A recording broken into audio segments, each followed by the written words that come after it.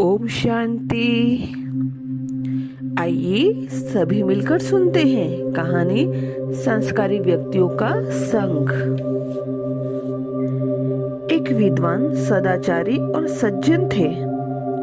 शहर में सभी उनकी सज्जनता का मिसाल देते थे, जबकि उनका बेटा विपरीत स्वभाव का था।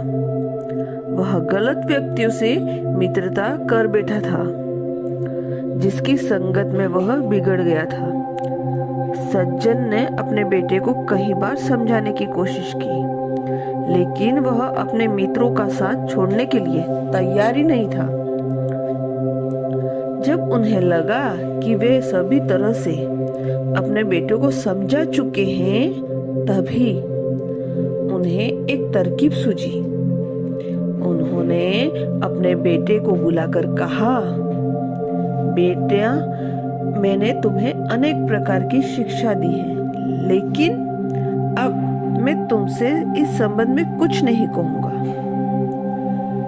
बस मेरा एक काम कर दो।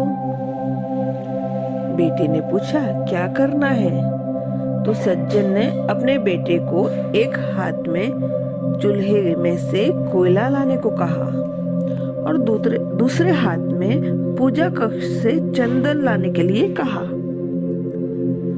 बेटा एक हाथ में कोयला और दूसरे हाथ में चंदन लेकर आया। कुछ देर बाद सज्जन ने कहा, अब इन्हें इनके स्थान पर वापस रख दो। बेटे ने वैसे ही किया। बेटे के जिस हाथ में कोयला था, वह हाथ काला दिखाई दे रहा था, और जिस हाथ में चंदन था, उसमें सुगंध आ रही थी। सज्जन ने अपने बेटे को दोनों हाथ दिखाते हुए समझाया, बेटे, एक बात याद रखना, अच्छे आदमियों का संग चंदन जैसा होता है।